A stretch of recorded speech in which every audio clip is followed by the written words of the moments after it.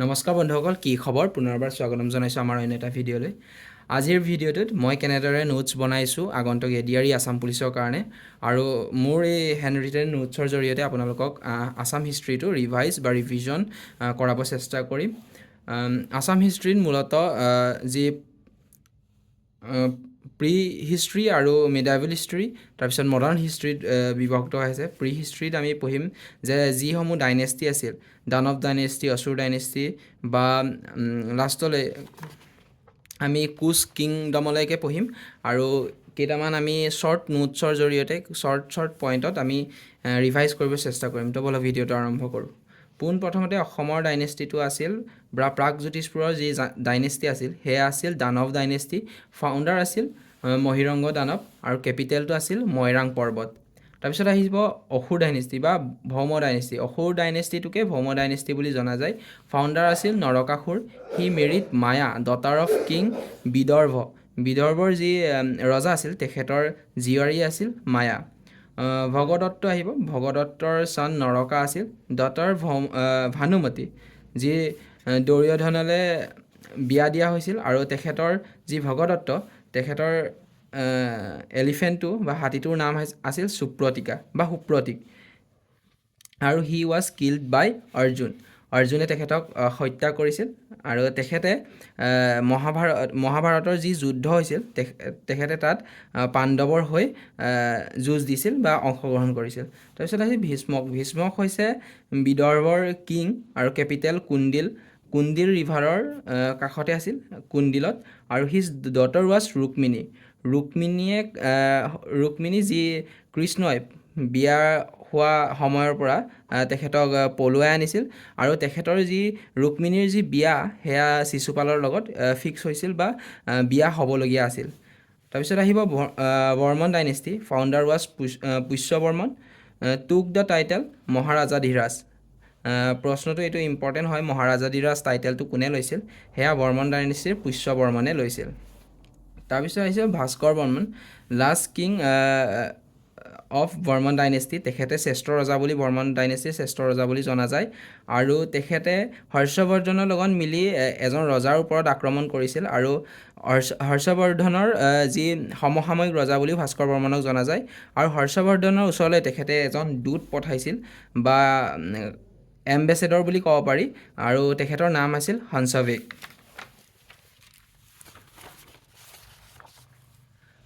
ভাস্কৰ বৰ্মন আৰু হৰ্ষবৰ্ধন একেলগে মিলি শশাংক, যি গৌড়ৰ কিং আছিল, তেখেতৰ যি শশাংকৰ যি সাম্ৰাজ্য আছিল গৌড়ত, আৰু শশাংকক তেখেতে এটেক কৰি সেই যিখিনি শশাংকৰ যি সাম্ৰাজ্য দুয়োৱে মিলি নিজৰ ৰাজত্বলৈ আনিছিল। আৰু ডুবি কপাৰ প্লেটটো সেইটো ইম্পৰ্টেণ্ট এটা পইণ্ট হয়। ডুবি কপাৰ প্লেট ভাস্কৰ বৰ্মনৰ লগত জড়িত হৈ আছে। আৰু ভাৰতলৈ হৰ্ষবৰ্ধনৰ সময়তেই হিউৱেন চাং আহিছিল, আৰু অসমলৈ ভাস্কৰ বৰ্মনৰ সময়ত। আৰু হিউৱেন চাঙে লিখা কিতাপখনৰ নাম হৈছে চিউকি, য'ত অসমৰ বিষয়ে, অসমৰ ইতিহাসৰ বিষয়ে বহু কথা উল্লেখ আছে। শালস্তম্ভ ডাইনেষ্টি। শালস্তম্ভ ডাইনেষ্টিৰ যি প্ৰতিষ্ঠাপক বা ফাউণ্ডাৰ আছিল সেইটো অৱন্তী বৰ্মন বা শালস্তম্ভ। ত্যাগ সিং ৱাজ লাষ্ট ৰুলাৰ, যি শালস্তম্ভ ডাইনেষ্টি। তাৰপিছত আহিব পালা ডাইনেষ্টি। পালা ডাইনেষ্টিৰ ফাউণ্ডাৰ হৈছে ব্ৰহ্মপালা। হয়গ্ৰীভ মাধৱ মন্দিৰ ফাৰ্ষ্ট কনষ্ট্ৰাক্টেড। ব্ৰহ্মপালে হয়গ্ৰীভ মাধৱ মন্দিৰৰ ফাৰ্ষ্ট কনষ্ট্ৰাকশ্যনটো আৰম্ভ কৰিছিল।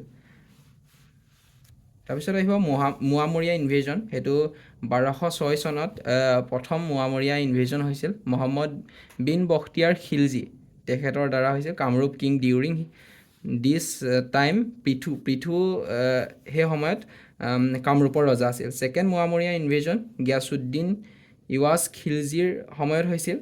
আৰু তাৰপাছত আহিব চুতীয়া কিংডম। ফাউণ্ডাৰ আছিল বীৰ পাল। লাষ্ট ৰুলাৰ বা ৰজাজন, অন্তিম ৰজাজন আছিল নীতিপাল। ডিউৰিং আহোম কিং চুহুংমুং এনেক্স দ্য চুতীয়া কিংডম। চুহুংমুঙৰ সময়ত চুতীয়া কিংডমটো আহোম সাম্ৰাজ্যৰ লগত সন্নিৱিষ্ট কৰা হৈছিল। তাৰপিছত আহিব কছাৰী কিংডম।